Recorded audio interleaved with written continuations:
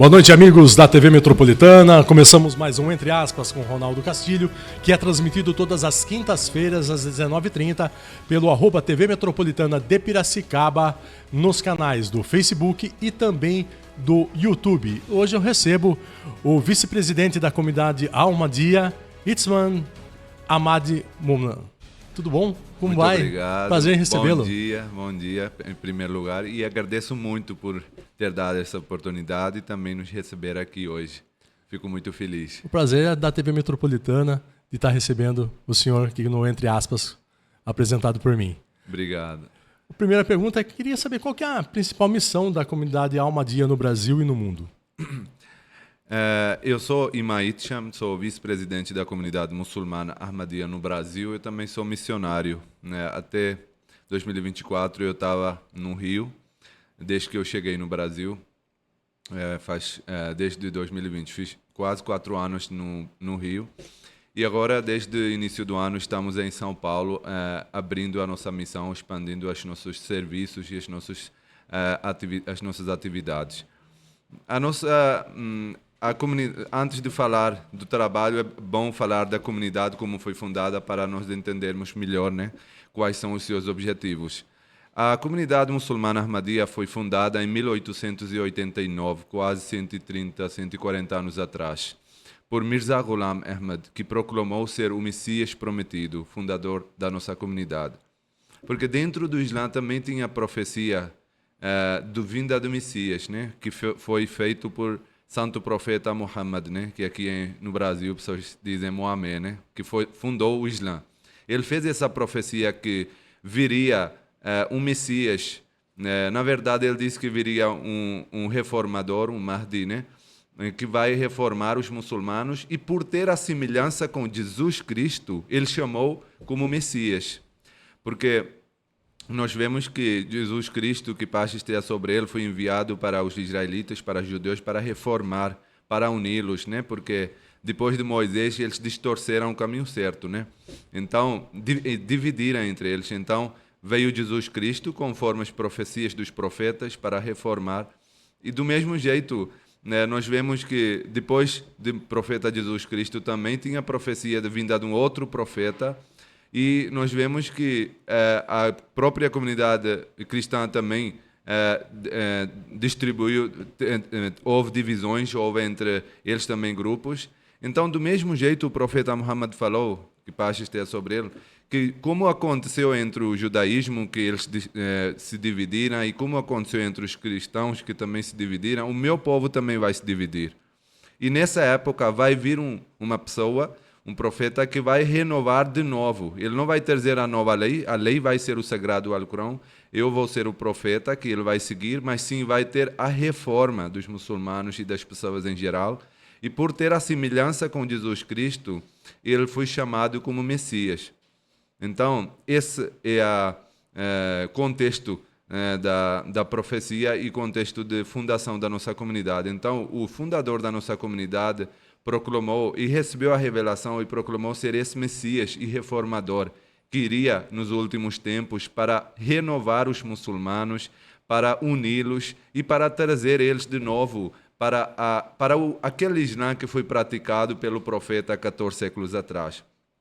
Então, basicamente, o trabalho e o objetivo, ele mesmo falou que eu vim aqui para trazer as pessoas mais próximas a Deus e tirar aquele distanciamento que surgiu entre as pessoas e Deus. O maior objetivo do Islã, porque da comunidade Ahmadiyya não tem um objetivo diferente que o do Islã. Então, é a mesma coisa que o Islã. O objetivo maior do Islã é qualquer religião nós podemos pegar, tem o mesmo objetivo. Adorar Deus, né, o sagrado, Criador, e também nos servir à humanidade, né? Amar o próximo como si mesmo, como a própria Bíblia fala, né? Esse é o objetivo do Sagrado Alcorão e do Islã também. Por isso, a nossa comunidade também tem os dois serviços, tanto a parte espiritual, religiosa, né? Nós fazemos as nossas orações, nós divulgamos, nós estudamos isso, e também parte humanitária, parte social. Nós temos a nossa ONG também chamada Humanity First, né? Que é humanidade primeiro, né, em português, palavra em inglês. E que quer dizer que nós fazemos paralelamente os dois serviços, tanto parte espiritual, mas também não esquecemos a parte social. E essa parte social não é focada para os membros da comunidade, isso é parte interessante.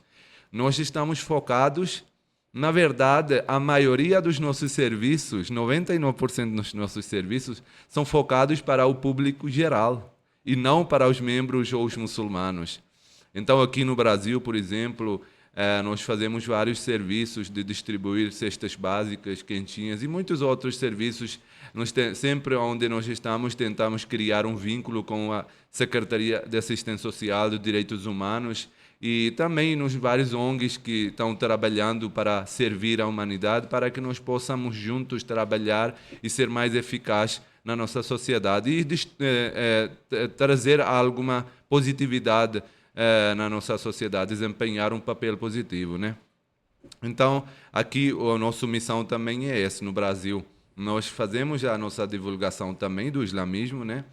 Mas não é o objetivo não é para que pessoas comecem a converter ou comecem a fazer as coisas, seguir o islamismo, mas o primeiro objetivo nosso é acabar com o preconceito que as pessoas têm, né? Porque infelizmente as pessoas hoje em dia têm um receio quando fala do Islã, quando fala de muçulmano, né? Então nós estamos fazendo o nosso trabalho para nós desmistificar esses todos dogmas e preconceitos que têm por causa de falta de informação, da ignorância, né? E depois também nós divulgamos os nossos ensinamentos, nós pregamos os nossos ensinamentos, né? Mas é importante lembrar que o Islã, desde o início até hoje, nunca foi pregada com a força. Inclusive, o próprio Sagrado Alcorão fala, não há compulsão na religião. A religião é algo que tem a ver com a espiritualidade, com o coração, com a alma. Com a força, você pode até conquistar corpos, mas não consegue conquistar almas. Para conquistar almas, você precisa de argumento, você precisa ter satisfação, você precisa ficar satisfeito com aquilo que você vai acreditar, né? Porque tem a ver com o seu coração. Então, e o que mais afeta o nosso coração é a atitude da outra pessoa, é o moral da outra pessoa, é o exemplo que a pessoa passa, né? Nós vemos que a vida dos profetas, a maior coisa que afetava os outros era a atitude deles. Não era pregar, não é. Com pregar eles até podiam conquistar umas pessoas, mas o que mais afetava era a humildade deles, era a fé deles, né? Era exemplo deles, era perdão deles. Então, o exemplo é maior, podemos dizer, arma que nós temos, né? Através do nosso melhor exemplo, ser a melhor pessoa, ser humano, nós podemos ser muito mais útil do que você ficar pregando. Itzman, então quer dizer que não adianta pregar e não praticar. Exatamente. Inclusive, quando o Sagrado Alcorão fala de crer, de acreditar, sempre fala boas obras, né? Porque uma coisa tem a ver com a outra, são interligadas. Uma coisa não pode vir sem a outra. Inclusive, foi dado o exemplo de que crença, fé, é como se fosse semente e boas obras como regar com água. Então, você pode até plantar uma semente, mas se você não regar, vai ser o quê? Vai secar, não vai crescer. Então, é importante que aquilo que você prega, aquilo que você tem fé, você pratique, faz boas obras, para que aquela fé possa crescer. Tem que ser exemplo, né? Exatamente. Então, essa é uma crença fundamental para nós, que se você não tem exemplo, se você não está praticando aquilo, você não vai ter efeito na sua voz. Você não vai ter um resultado na sua frente se você não conseguir ter aquilo que está praticando em si mesmo, né? Por isso eu falei, os profetas, maior arma que eles tinham era o próprio exemplo que eles tinham, né? Porque eu posso dizer da vida do santo profeta que nós estudamos, né? Ele, no início, começou a pregar e as pessoas que aceitavam, eles não aceitavam por causa de argumentos, mas as pessoas que no início aceitaram eram por causa do seu exemplo, eram por causa do seu caráter. Mesmo antes de ele proclamar ser profeta, ele era chamado o honesto e justo na sociedade. Então, antigamente, por exemplo, não tinha cofres, não tinha bancos, não tinha onde guardar o dinheiro, certo? E o que as pessoas faziam? Dinheiro tinha lá, não tinha bancos digitais. Como é que faziam? Roubos também aconteciam, não que você podia deixar em casa tranquilo. E as pessoas comerciantes viajavam também, né? Então, deixavam aonde a riqueza? Então, antigamente, as pessoas deixavam a sua riqueza quando viajavam ou quando precisavam guardar para as pessoas que eram consideradas honestas na sociedade. E curioso que o profeta, antes de ele ser profeta, ele recebia, ele tinha esse diploma, entre aspas, né? De que as pessoas podiam confiar nele, deixavam as coisas nele. Só que a mesma pessoa que era honesto, justo, depois de proclamar, o mesmo foi alvo de toda a perseguição, né? Foi alvo de toda a brutalidade, violência que acontecia contra ele, né? Mas isso é assim acontece com todos os profetas, né? Então o que eu estava dizendo é que o melhor coisa que era o exemplo que ele tinha. E depois nós vemos que depois do falecimento, né, do profeta, os que mais ficaram fiel no Islã, os que não ficaram atrás na sua fé depois do falecimento do profeta, eram exatamente aqueles que aceitaram lá no início, por causa do seu exemplo, não depois com a pregação, não depois quando o Islã estava espalhando e todo mundo estava aceitando. Então, o que eu quero dizer com isso? Que as marcas do exemplo, do caráter que a pessoa deixa, são muito mais profundos. Então, é importante, como você falou, né? Exemplo próprio. Sem a prática, sem o próprio exemplo, não vale nada a nossa fé. Fica difícil, né? Se a pessoa ela não tem o exemplo dela vender, né? Vender o que ela está dizendo, né? Exatamente. Porque o Islã fala que a sua voz deixa de ter efeito se você não pratica. Você pode até pensar como é que as pessoas sabem, mas sim, dá para entender, dá para ver com o exemplo, com a prática da pessoa, né? Então, mesmo que as pessoas não saibam, mas Deus está sabendo, né? Então, se você está fazendo por Deus, não está valendo. Então, você pode até achar, não, mas as pessoas não estão vendo, então eu posso fazer o que quiser. Mas essa é a questão, você não está fazendo por pessoas, né? A fé é algo que tem a ver com Deus, não tem a ver com pessoas, né? Por isso, nós acreditamos que as pessoas não podem julgar a fé. Essa decisão Deus deixou na mão dele, né? Imagina quão horror seria se a gente poderia julgar. Inclusive, tem gente que julga, né? E como isso acontece, né? Mas nós acreditamos que não podemos julgar a fé da pessoa. Às vezes, uma coisa pequena, feita com muita sinceridade, vale muito mais que feito 1000 coisas, boas obras, com falta de sinceridade. A fé é acreditar naquilo que não se vê? A fé é acreditar naquilo que você não vê.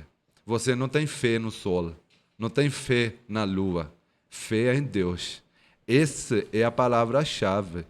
Porque se você ver algo, você não vai deixar de ter fé. Você acredita naquilo. Você não tem fé mais. Por isso, você vê que desde o início, sempre Deus mandou profetas. E como é que começam os profetas sua missão? Com miséria, com humildade, únicos, fracos, considerados nada na sociedade. Mas os mesmos tornam uma força grande depois, né?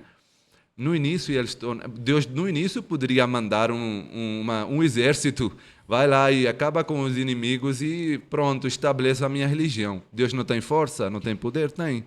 Mas é que Deus quer também que as pessoas possam saber quem é verdade, quem é verdadeiro e quem é falso. Quem consegue ter uma visão quando algo não é tão claro, né? Porque os profetas no início, todo mundo pode até pensar, como é que eu posso acreditar numa pessoa dessa?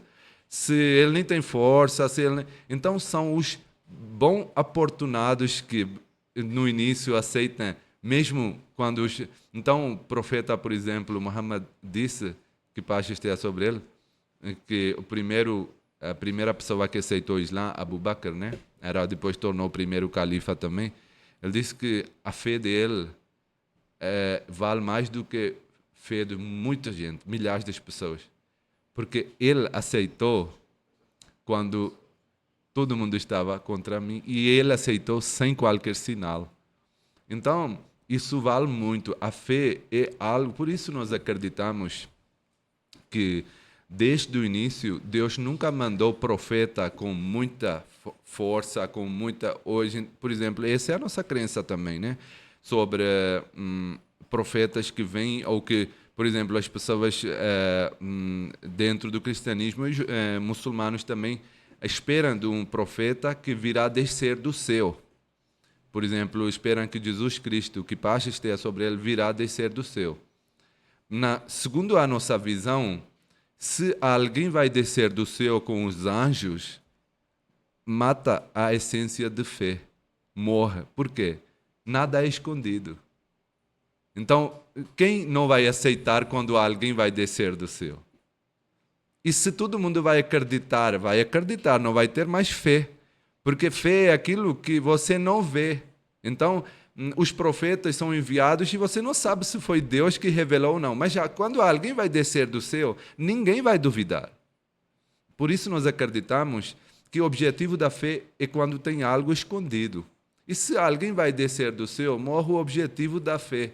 Por isso acreditamos que nunca aconteceu e nunca vai acontecer que alguém vai descer do céu, assim, literalmente descendo. Sim, Deus sempre usou essa palavra metaforicamente, né?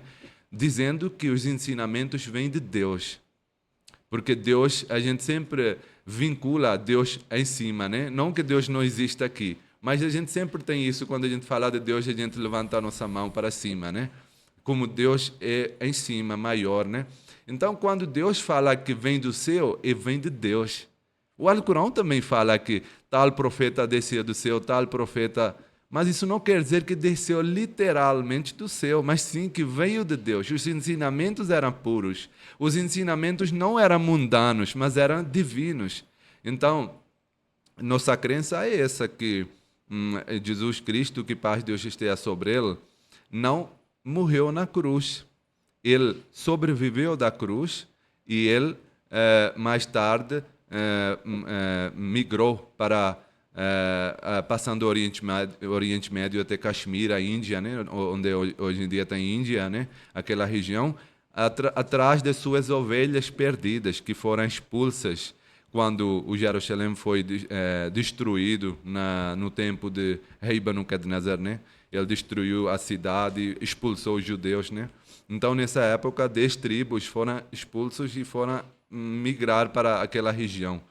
E no tempo de Jesus Cristo moravam só 2 tribos no Jerusalém. Então, o Jesus Cristo, para completar a sua missão, foi atrás dessas ovelhas perdidas. E mais tarde ele faleceu morto natural. Então, acreditamos que quando Jesus mesmo falou, ou outros profetas falaram de vinda de um Messias ou reformador do céu, quer dizer que viria de Deus Todo-Poderoso, mas sim uma pessoa diferente com as mesmas qualidades que Jesus Cristo, né?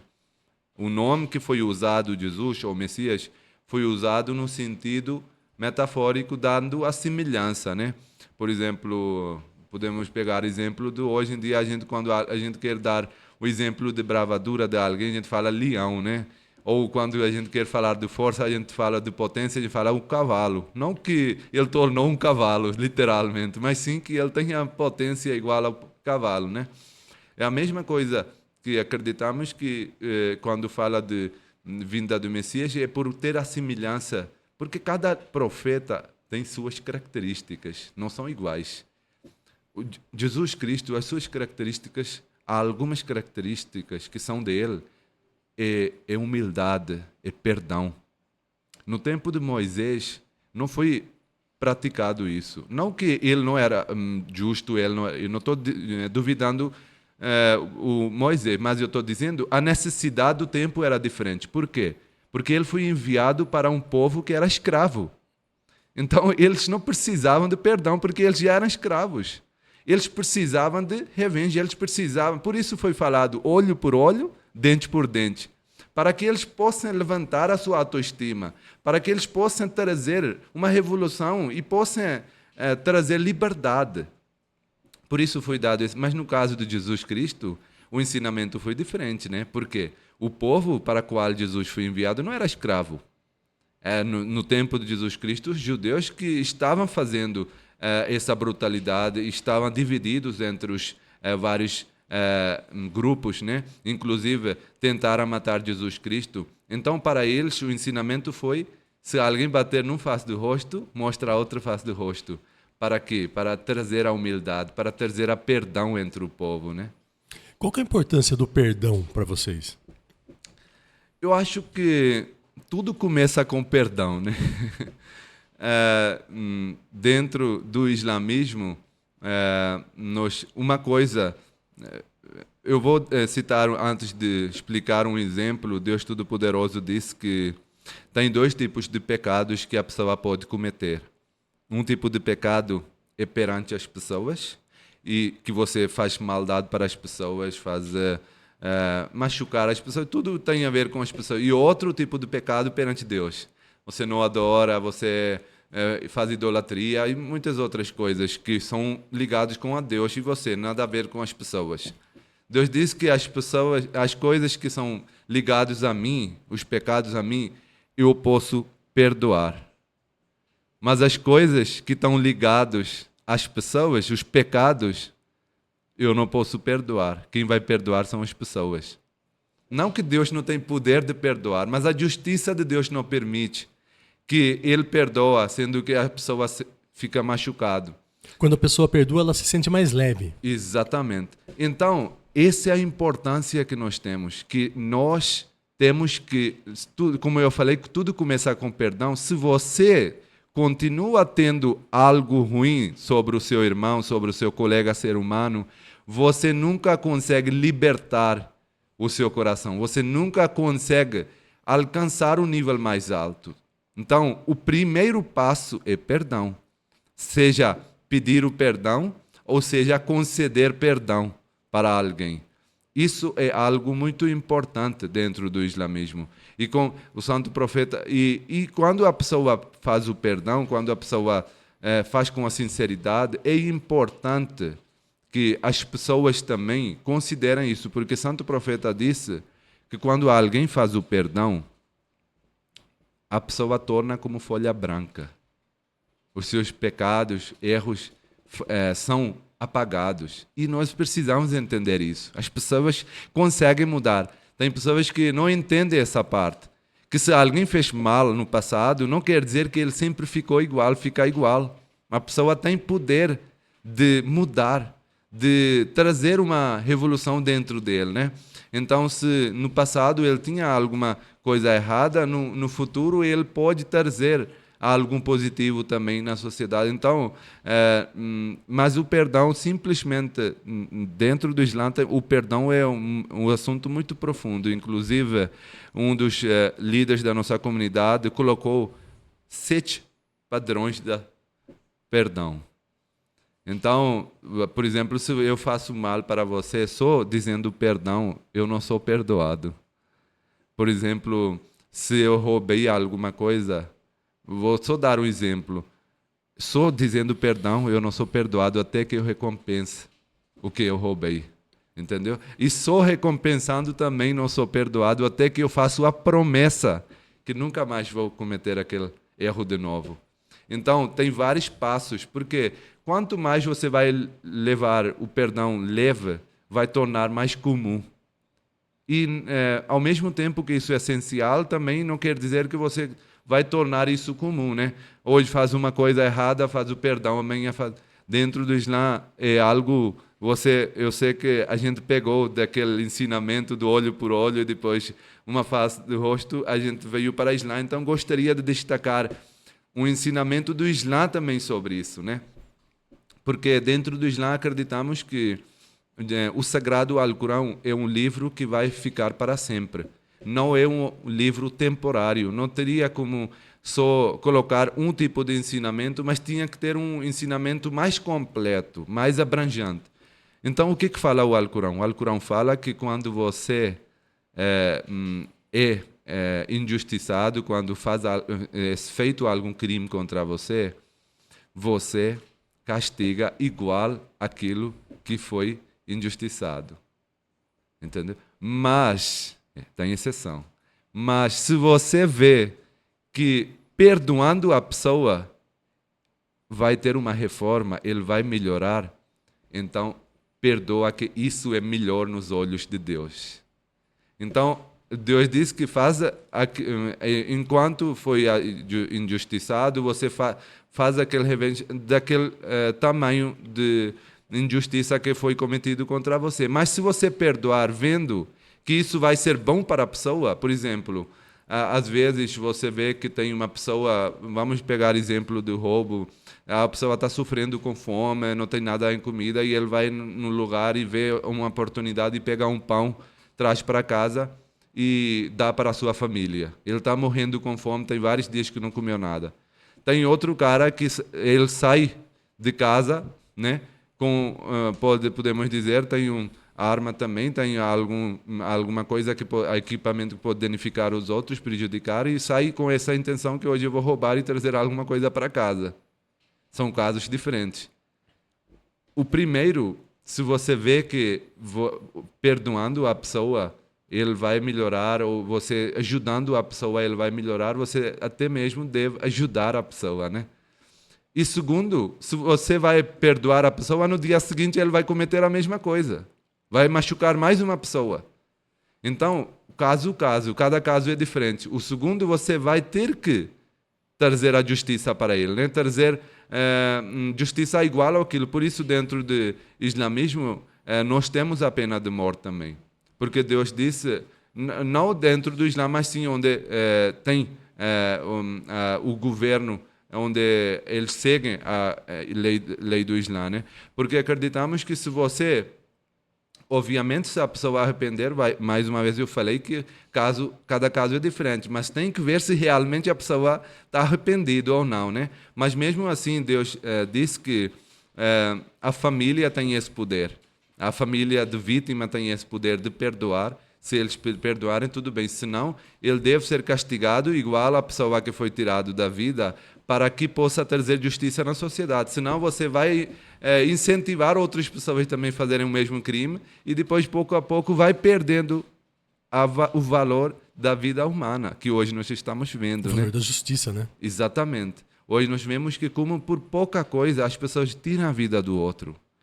Entendeu? Então, eu acho que aqui também precisa a gente pensar por que a gente hoje em dia está num nível tão baixo da sociedade, que a gente já não mais sente a dor do outro, a gente já não sente esse valor da vida humana, né? E por pouco a gente vê, por causa de um roubo, por causa de uma coisa ou outra, por causa de uma disputa, às vezes a pessoa mata a outra pessoa, né? Por coisas pequenas. Então, aqui também, mais uma vez, vem o assunto do perdão, né? A gente tem que libertar, a gente tem que trazer esse perdão dentro de você, dentro de nós, porque isso é com que começa tudo. Se você não...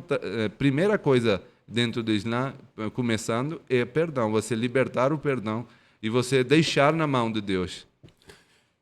Quais são os desafios enfrentados pelos muçulmanos da sua comunidade, da Ahmadiyya, hoje? Veja bem, um desafio grande é aquilo que todo muçulmano sofre, né? Nós temos o grande preconceito que nós temos perseguição, né? Nós temos podemos dizer, uma propaganda feita contra os muçulmanos, né? Que são de maldade, mas a religião, a própria palavra Islam quer dizer paz e submissão a Deus. Então, a religião transmite essa mensagem para as pessoas. Mas a outra parte, um desafio que nós temos, é dentro do Islã. Porque a nossa comunidade, por ter essa crença que eu acabei de falar sobre Jesus Cristo, sobre a nossa comunidade, nós temos o preconceito, nós temos a perseguição dentro do Islã. O que acontece é que que os muçulmanos que não são da comunidade Ahmadiyya, eles ainda estão esperando de um Messias, um reformador. Alguns dizem Mahdi, outros dizem, dependendo de cada segmento, estão esperando de um reformador que virá para uni-los, para salvá-los, para trazer a reforma. A nossa comunidade é a única que acredita que ele já chegou e que esse é o momento de reforma, esse é o momento de unir, esse é o momento em que nós precisamos melhorar a nossa conduta como seres humanos e nosso caráter. Por isso, por essa crença, todos os muçulmanos que não são da Ahmadiyya, maioria deles, né, declaram a nossa comunidade como não muçulmanos. Então, a gente, nos alguns países, por exemplo, no Paquistão, a própria lei fala que a comunidade é não muçulmana. Foi feita uma amenda na lei, na Constituição, no Congresso. Imagina, a fé dos outros é decidido no Congresso de um país. Que não é para rir, mas infelizmente é isso que está acontecendo. Hoje mesmo, enquanto a gente está aqui aproveitando com essa liberdade religiosa e falando, falar aqui, você não é muçulmano, você é cristão, certo? E você tem uma história diferente de Jesus Cristo. Mas abrir o seu coração para você ouvir uma pessoa diferente com uma opinião diferente, eu dei aqui um livro para você aceitar.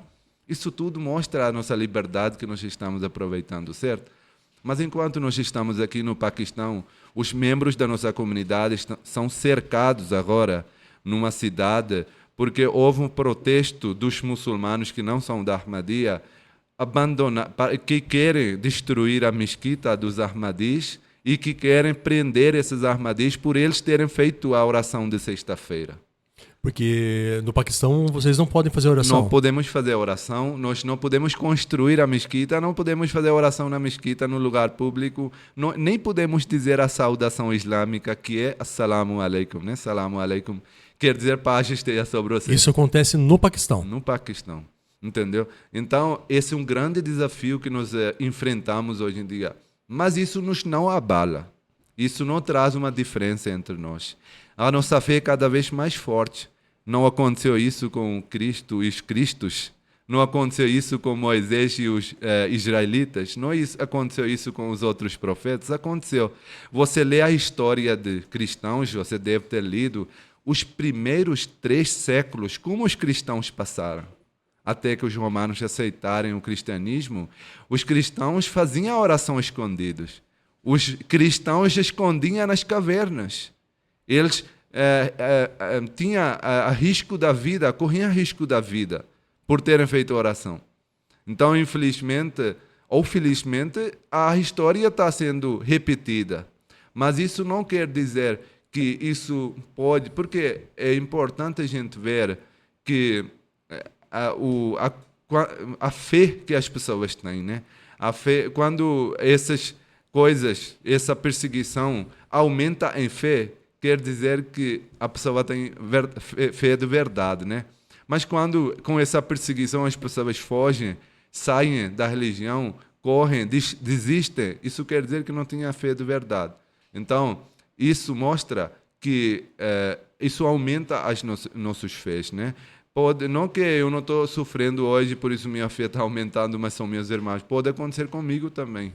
Mas isso não abala porque sabemos a história, que Deus passa os seus fiéis desses sacrifícios, não porque Ele não gosta, mas sim Ele gosta muito e quer aperfeiçoar a sua conduta, a sua caráter e a sua fé. Hitzman, 3 mesquitas ahmadiyas atacadas em 4 dias no Paquistão, é isso? Isso.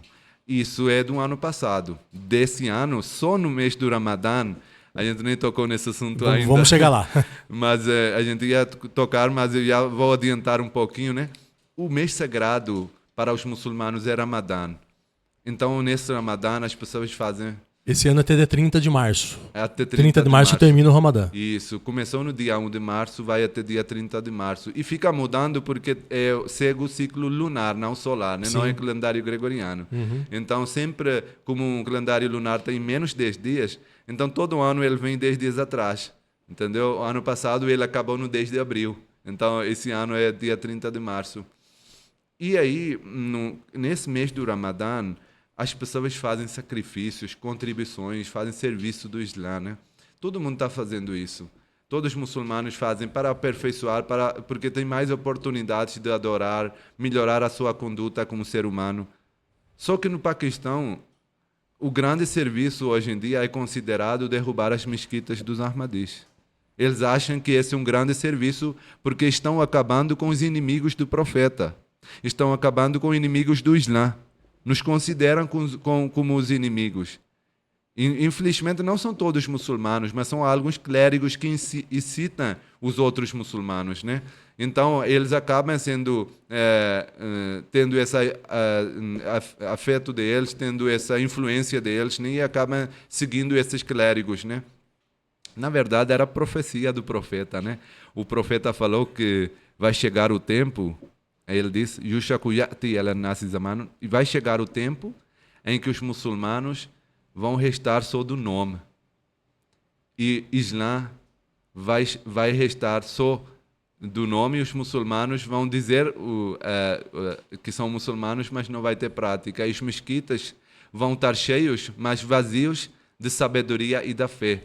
E aí ele falou uma palavra que os seus clérigos vão ser os piores criaturas da terra. Porque deles vai sair a fitna. Fitna quer dizer uma coisa... quando você cria problemas, quando você traz conflito dentro da própria comunidade, né? Então, ele diz que vai sair deles e vai voltar para eles. Então, hoje nós vemos que esses mesmos clérigos que deveriam pregar o amor, deveriam pregar compaixão, irmandade, fraternidade, ainda por cima, nesse mês do Ramadã, eles estão incitando os outros para derrubarem a mesquita, porque acham que o outro não é muçulmano. E nunca na vida do profeta, ele alguma vez, mesmo sabendo, veja só, mesmo sabendo, ele recebia alguma vez, ele recebia as pessoas e dizia, a gente acredita em você. E ao mesmo tempo ele recebia a revelação de Deus, que essas pessoas são hipócritas. E profeta não julgava. Profeta, mesmo tendo revelação de Deus, não julgava.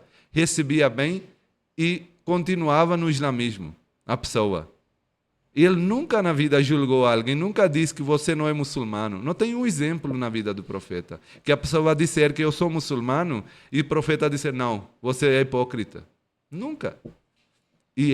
Inclusive, se eles não tivessem essas ações malignas, nem precisaria de reforma, né? Eles tinham que estar nesse estado para ter uma reforma, né? Tinham que estar fazendo todas coisas malignas, coisas ruins, para que possa haver... tem que ter o vírus para ter o antivírus, né? Se não tem vírus, não precisa de antivírus, né? Então, eles estão fazendo isso e cercaram... E o Estado é obrigado, entre aspas, né? Vamos usar entre aspas várias vezes, entre aspas, porque a lei mudou.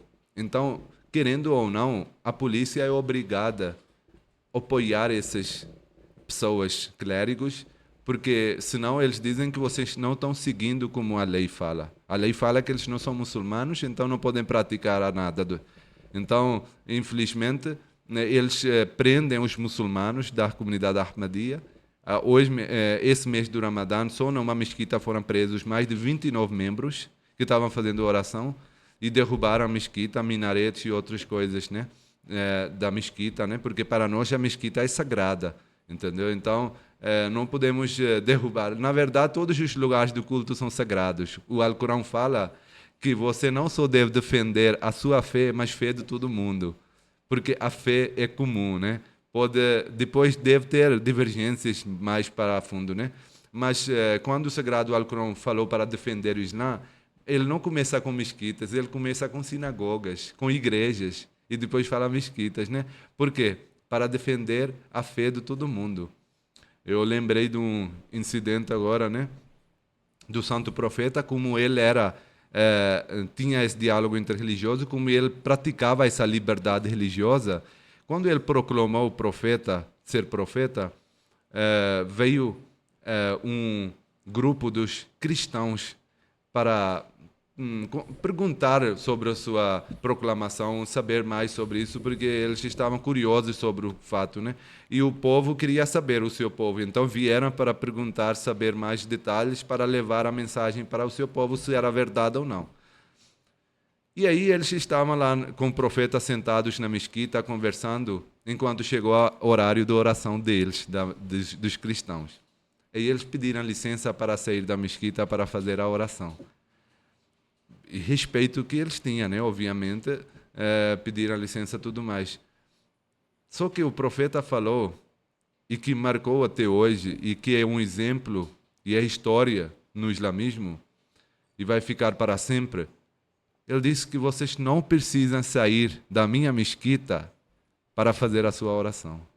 Vocês podem fazer a sua oração na minha mesquita. Olha o exemplo que o profeta do Islã está dando. Os cristãos... Um exemplo de união. Exatamente. Da liberdade religiosa, da união, da fraternidade. Ele disse que a minha mesquita foi construída para adorar Deus. Vocês podem adorar Deus. Vocês podem fazer a sua oração. Entendeu? Então, será que hoje... Vamos deixar as reflexões para os nossos ouvintes também aqui, para os que estão assistindo, que hoje não vamos para a religião diferente, vamos para cada um para a nossa religião mesmo. Eu pego o Islã, você pode pegar o cristianismo. Nós temos vários grupos, certo? E cada um tem a sua igreja, as suas mesquitas. Muitas vezes tem grupos que não aceitam os membros dos outros grupos fazer as suas adorações nos próprios. Que é um absurdo, né? Que é absurdo, né? Eu dei exemplo do profeta Muhammad, que praticou essa união. Mas o Jesus não era diferente. Se tivesse um exemplo, se tiver a oportunidade desse, ele também faria a mesma coisa. Ele não era intolerante. Ele não veio pregar desunião. Ele não veio pregar o ódio. Ele também veio pregar o amor. Ele também veio trazer a união. Então ele faria a mesma coisa. Então, infelizmente, hoje as pessoas saíram muito da pista certa, da religião que eles... A religião, quando é fundada para trazer a união. Mas, infelizmente, hoje a moeda virou. Hoje, quando você fala da sua religião, é porque você quer dizer que você é algo diferente que o outro. Eu sou de tal religião, Infelizmente, acontece hoje isso, né? Então, é importante que as pessoas tenha união, mesmo tendo a diferente religião, né? Nós temos muita coisa comum. Eu posso ter muita coisa diferente que você, mas se olhar para coisas semelhantes, vai ter muita coisa semelhante também. E por que não olhar para coisa semelhante? Então, é algo... por isso, é essa visão que a nossa comunidade... Por isso a nossa comunidade é bem perseguida, porque nós temos uma visão mais ampla, mais tranquila. Nós fazemos a pregação com amor, por isso a lema da nossa comunidade é amor para todos, ódio para ninguém. E nós praticamos isso, né? Entendeu? Então, e com isso aumentam os nossos desafios, porque aumenta a perseguição pelos alguns clérigos que são mais violentos, que querem perseguir os outros, que querem dominar. E tudo é por causa do domínio, né? Por causa do domínio do poder financeiramente, tudo isso, né? Que acaba levando... Porque esse é o caminho mais curto para se colocar em domínio, né? Porque você usando a pista de religião, você consegue manipular mais rápido e gerar mais rápido. Itzman, explica para o pessoal da Metropolitana, nossos internautas, qual que é o significado do Ramadã? Porque muitas pessoas elas não têm um entendimento. Então, eu gostaria que partisse de uma pessoa especializada no Ramadã. Com certeza. Ramadã é uma palavra quer dizer esquentar. Esquenta. Então, podemos dizer que no Ramadã a nossa fé esquenta. É para esquentar a nossa fé, né? Pode esquentar ou não, mas a gente tem que tentar, né? No Ramadã, como... nós podemos ver que tem várias empresas, vários lugares, eles depois de 1 ou 2 anos mandam seus funcionários para participar numa oficina, alguma coisa assim para melhorar o seu desempenho, né? Participar nos alguns exercícios, alguma coisa, né?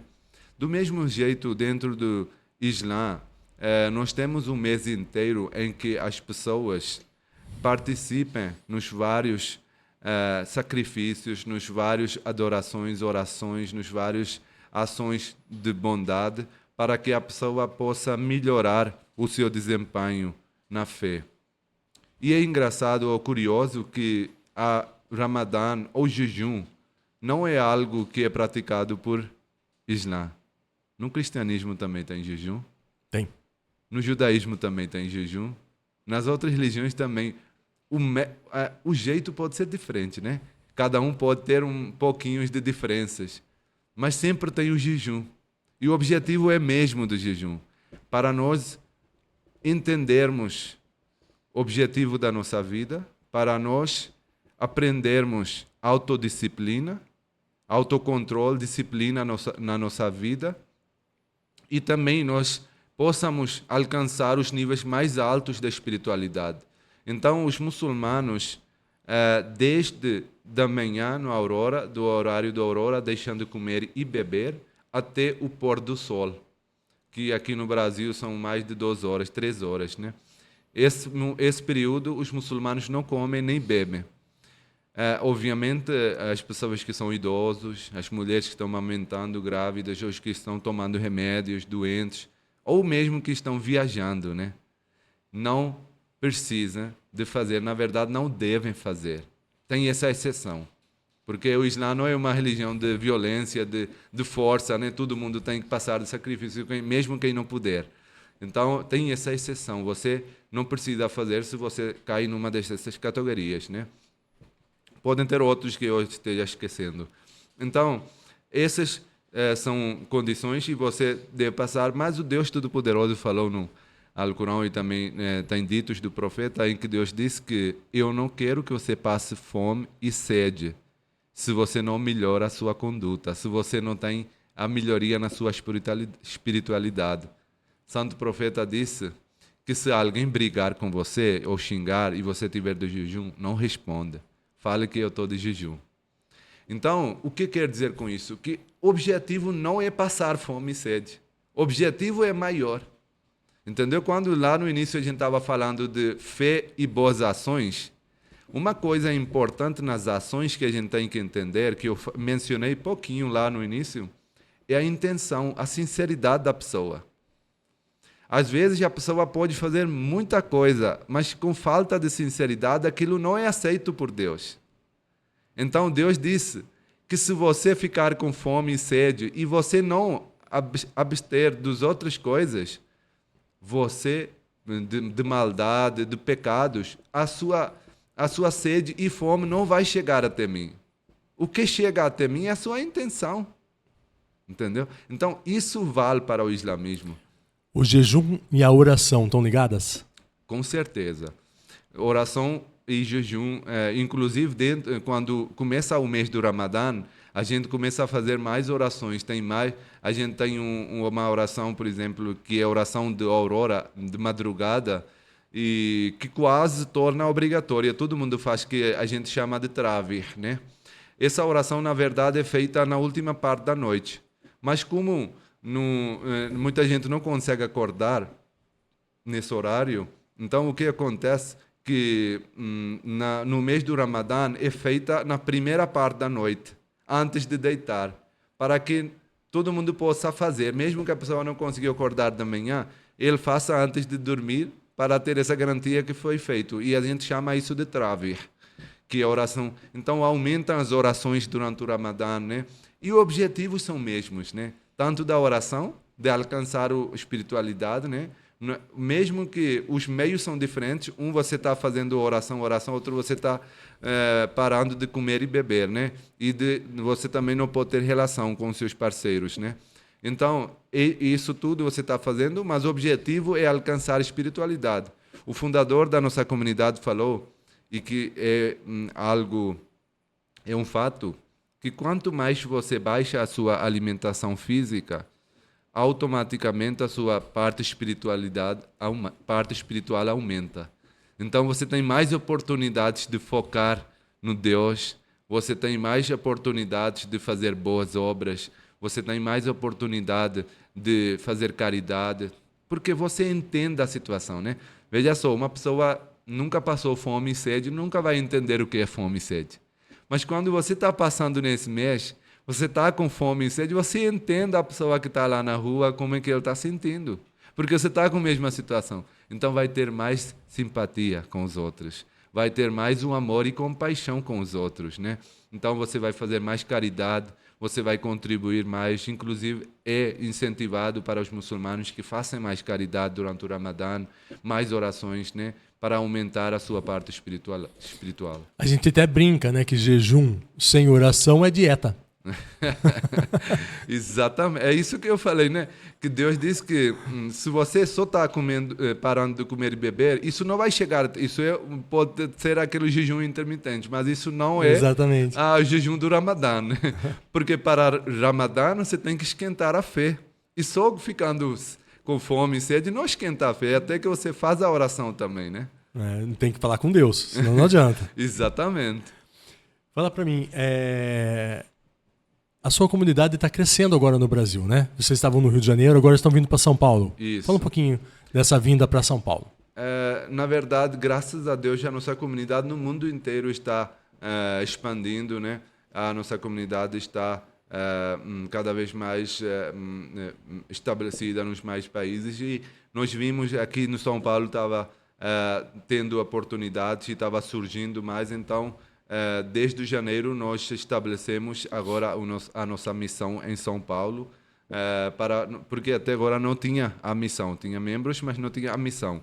Então agora nós temos a nossa missão aqui em São Paulo, capital, e por isso eu vim aqui visitar membros também, e também para nós termos estreitar os nossos laços de amizade aqui com meios de comunicação.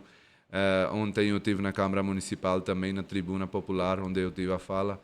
Então, isso tudo para que nós possamos ter mais visibilidade da nossa comunidade nos municípios do redor, né?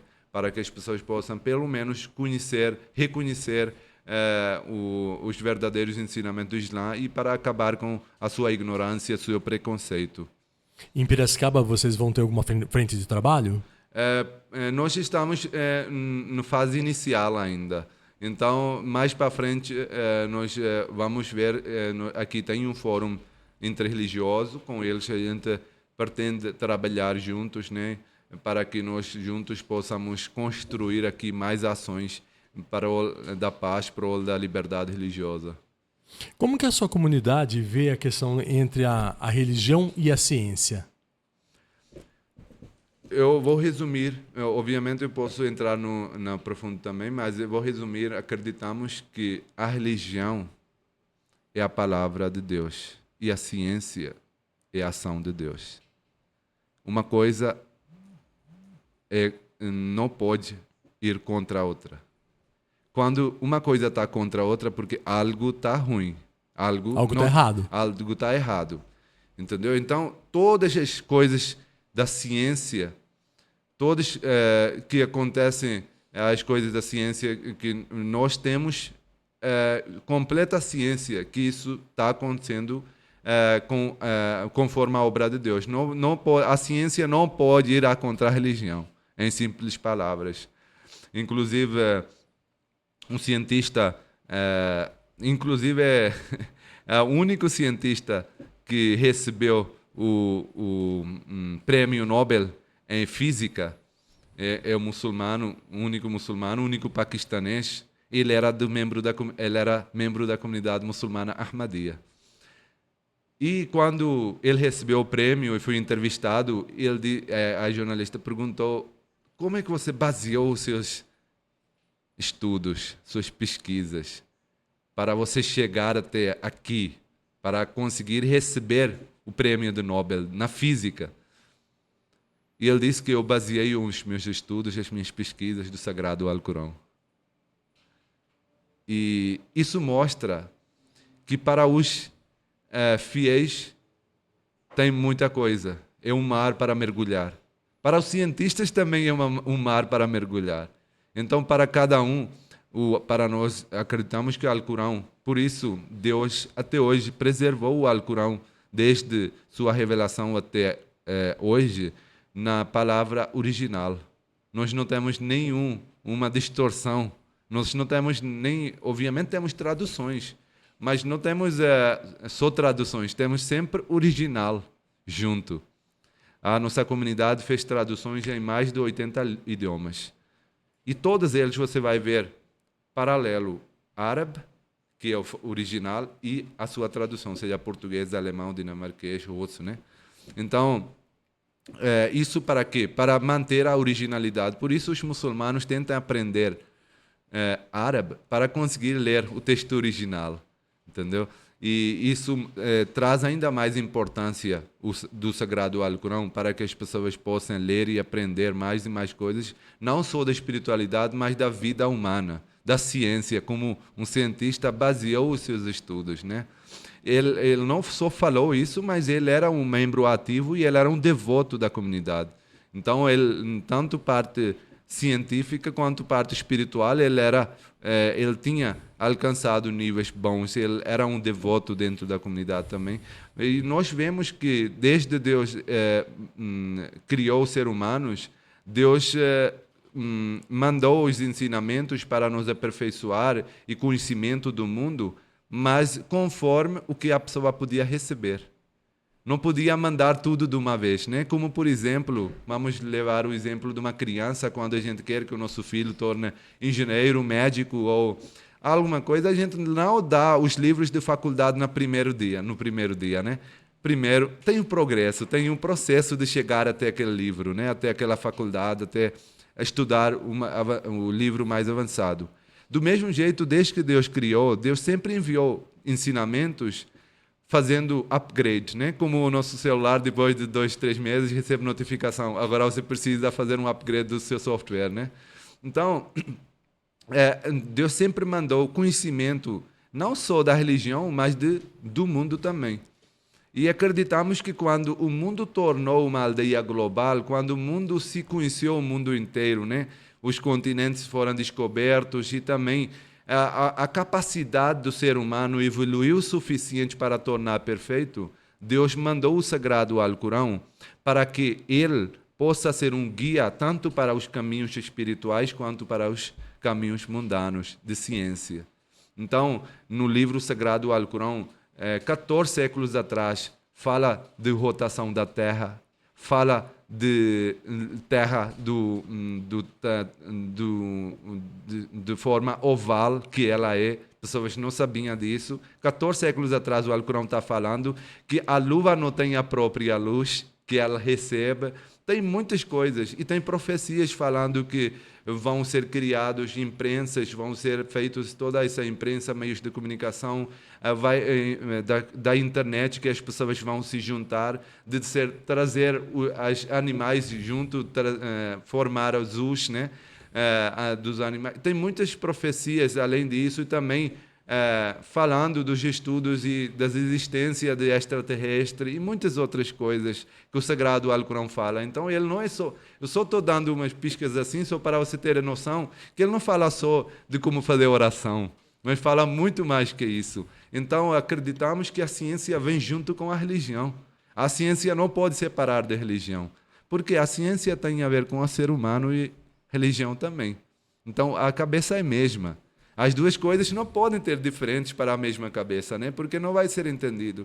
E quando, isso é importante, quando é apresentado de forma diferente, o ser humano tem que rejeitar uma.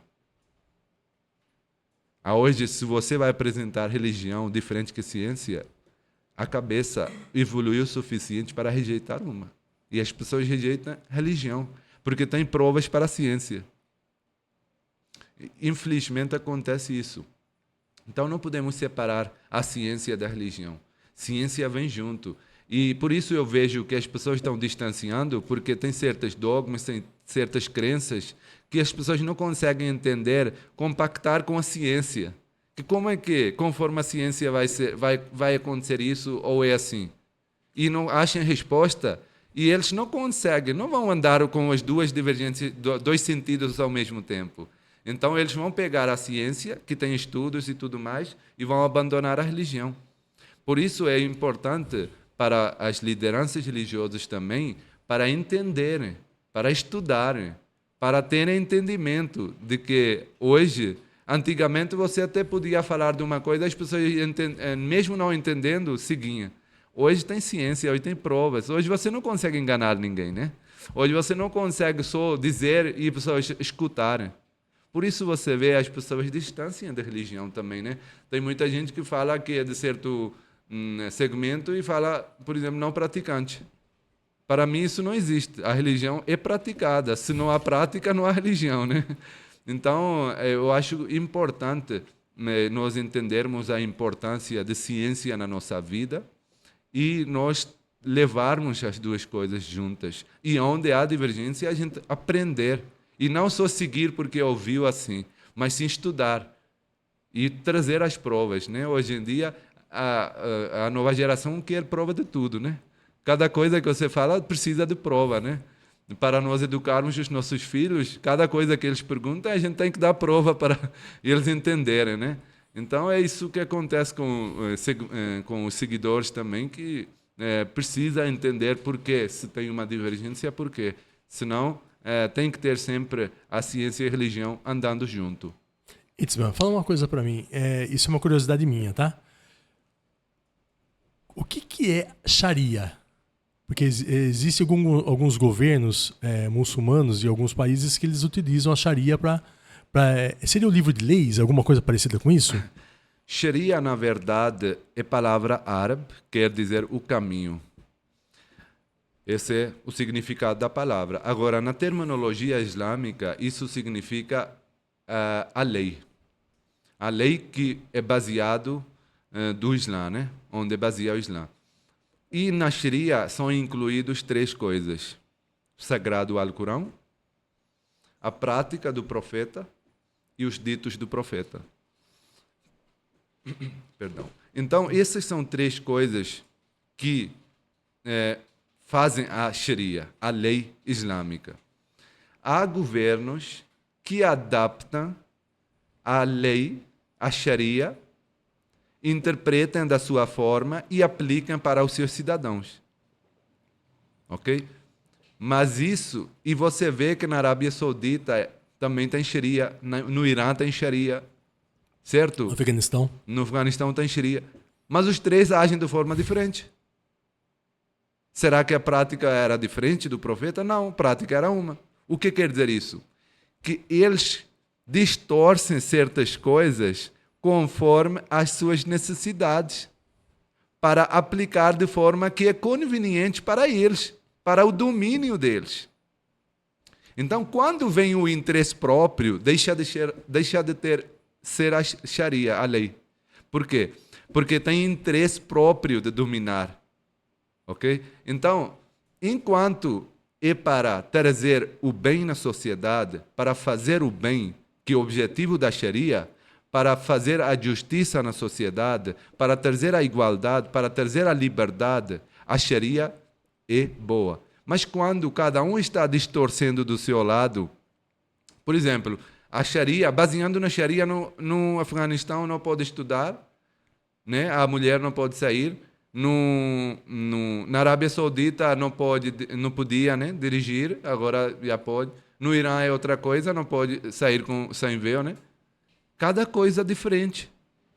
Então é uma Sharia adaptada. Cada país adapta a sua Sharia. De forma que eles querem, que é conveniente para eles. Entendeu? Em que eles acham que é melhor, em que eles acham que domina melhor. Entendeu? Então, isso é Sharia deles, não do Islã. Até porque se fosse de Islã, quantos Islãs seriam? Cada país tem um Islã, mas Islã era só um. A Sharia era um só. O Alcorão é um só.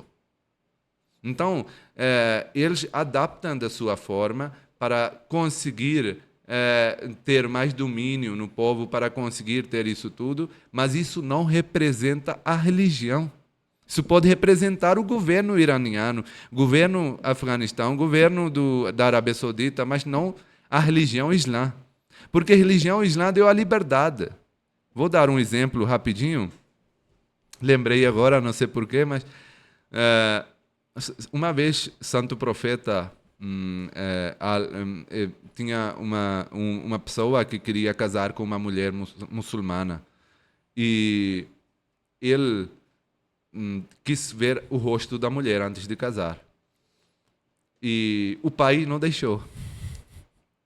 O pai disse, não, você não vai ver o rosto da minha filha, né? Ele foi para o profeta. O profeta disse, não, você vai ver o rosto antes de casar. Ele foi lá, ele disse que o profeta falou, ele disse, não, eu queria mostrar. A filha estava ouvindo lá dentro. Ela saiu. Ela disse, se o profeta falou que você vai ver meu rosto para casar comigo.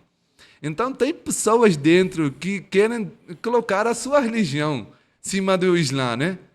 A pessoa queria não ver. Isso pode ser desejo dele, pode ter intenção diferente de proteger a sua filha, o que for, né? Mas o profeta deixou bem claro que você pode ver sim, entendeu? Então isso acontece, as pessoas tentam interpretar de sua forma a religião para conseguir ter o mais domínio, para estar, o que é mais conveniente para eles, né? Mas o Islã nunca foi isso. Eu dei exemplo da unidade, da união do profeta, como ele deixou. Hoje será que um grupo, veja só, eu dei exemplo da comunidade, como a nossa comunidade hoje, enquanto estamos aqui, é cercada a algumas mesquitas no Paquistão, para que eles fossem presos por ter oração. É islamismo?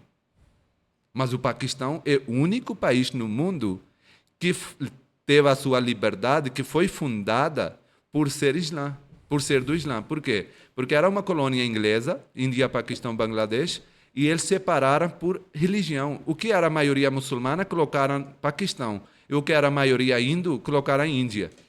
Então, o Islã é o único país que tem atrás a visão islâmica, que tem que seguir as regras. Mas mesmo lá estamos vendo atrocidades e violência acontecendo. É por Islã? Eles dizem sim, mas na verdade não é. Porque eles não representam o verdadeiro Islã. Se fosse verdadeiro Islã, eles iriam convidar para a sua mesquita a fazer a oração, em vez de derrubar a outra. Exatamente. Itzman, como que os brasileiros podem aprender mais sobre o Islã, sobre a comunidade Ahmadiyya? Nós temos o nosso website, nós temos os nossos canais de meios de comunicação também, no canal de rede social, Instagram, Ahmadiyya BR. E nós também, eu também tenho o meu Instagram. Nós sempre postamos vídeos, temos o nosso site, ahmadiyya.org.br. Então, e temos o Sagrado Alcorão, o maior guia para nós, né? Inclusive, sobre essas coisas que a gente está falando dos governos, a pessoa tem que ler o Alcorão para ver se realmente compactam com as ações desses governos ou não, né? Porque o Islã dá essa liberdade para cada um. Pode escolher a religião que quer. Então, a partir do momento que há implicação na religião, que tem que aplicar com a força, acabou o Islã. Ele pode ser um governo, ele pode ser qualquer coisa menos Islã. Porque Islã não representa quando é a força. Entendeu? É o amor. É amor. Hitzman, o programa chama Entre Aspas porque no final eu peço para que o convidado faça uma citação que marcou a sua vida. Qual que é a sua citação?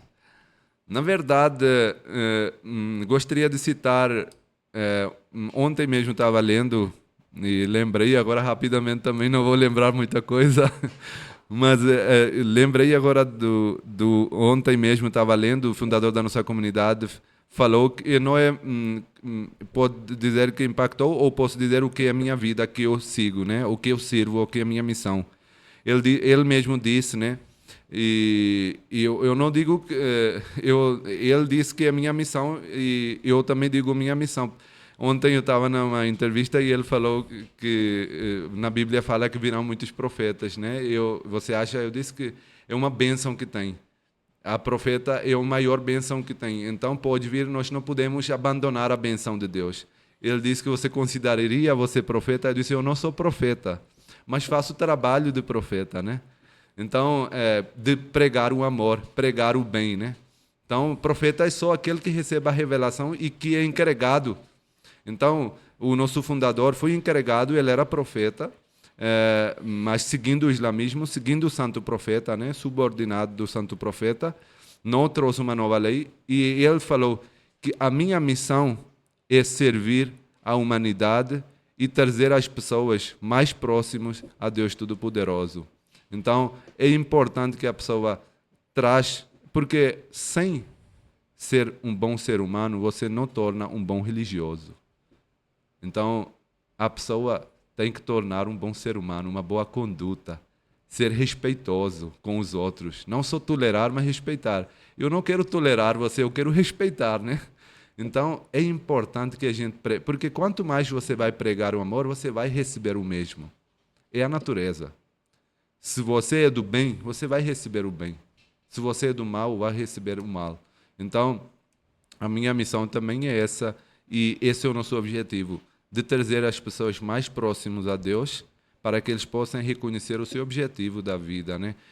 De aperfeiçoar como ser humano. A religião vem depois, né? Primeiro é ser humano. Itzman, obrigado pela sua participação no Entre Aspas. Muito obrigado, eu que agradeço. Suas últimas considerações?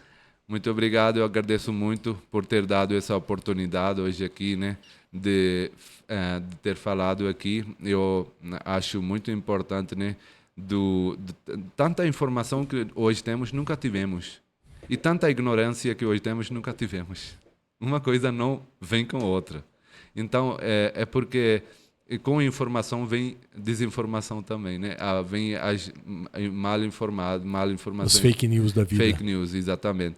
Então, é importante, e eu sempre amo quando eu tenho oportunidade de espalhar a educação, ensinamento, informação correta, né? Porque eu não estou fazendo mal nenhum, mas pelo contrário, estou fazendo bem. Se eu estiver aqui falando mal de alguém, estou falando besteira, era completamente contrário. Mas eu estou fazendo, espalhando ensinamento, espalhando a educação e conhecimento, isso vai acabar com o preconceito. Então, esse é realmente que nós queremos, que tenhamos um mundo mais pacífico, um mundo em que as pessoas respeitem um ao outro, reconhecem os direitos dos outros. Hoje as pessoas não querem reconhecer os outros direitos, querem reconhecer o seu, dos outros não querem, né? Estamos vivendo num mundo individualista, não de coletivo, né? Amor para todos, ódio para ninguém. Isso mesmo, amor para todos, ódio para ninguém. E aqui ficamos por aqui com mais um Entre Aspas com Ronaldo Castilho, que é transmitido pela @TV Metropolitana de Piracicaba todas as quintas-feiras, às 19h30. Fiquem todos com Deus e até a próxima quinta-feira.